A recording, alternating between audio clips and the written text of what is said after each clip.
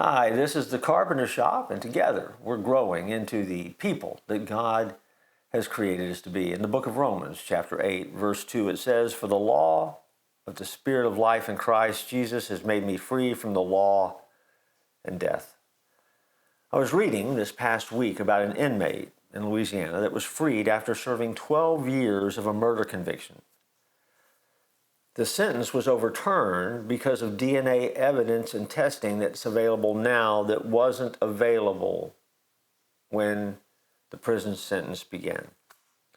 As the man was released, the news cameras caught his mother as she spoke to the public that had gathered outside for his release, and she simply said, "My child is now free." It's huge, right? Whenever we hear about a miscarriage of justice, we inwardly groan.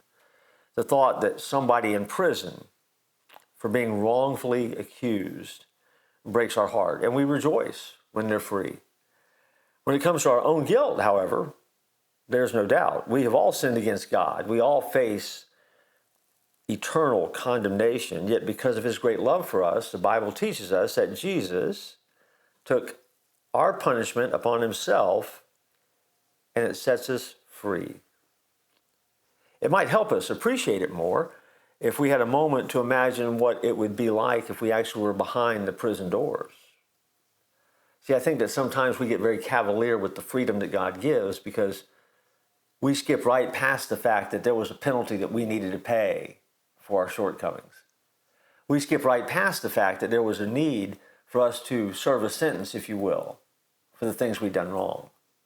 We go right from, I have a need, to accepting Jesus, and we get to bypass and skip all of that middle stuff that could have taken place.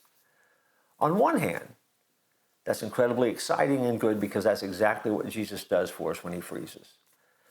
On the backside of that, though, there is a moment where we always do need to keep sight of the fact that God has given us an incredible gift of freedom that comes at a great price, one that we fortunately did not have to pay, but sadly, Jesus did. It's the best of both worlds. It's the good news and the bad news of faith. The good news is you're free. The bad news is somebody else had to pay the price for your sins. The good news, it was Jesus, and he was the only one who could pay that price and then come back to life. The bad news is that you had sinned so badly, it caused an innocent man to be condemned.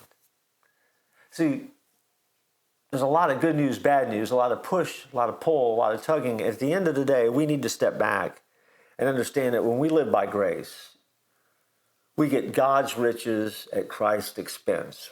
We get the blessing. Jesus does the heavy lifting. And I personally am thrilled and honored and glad to live in that freedom. But it doesn't mean that I don't have to stop from time to time and remember what could have been or what could have happened. Because that gives me the ability to hold on tighter and value even more the moment that he gives us now to live the best version of ourselves. He's done the same for you. That's something to remember.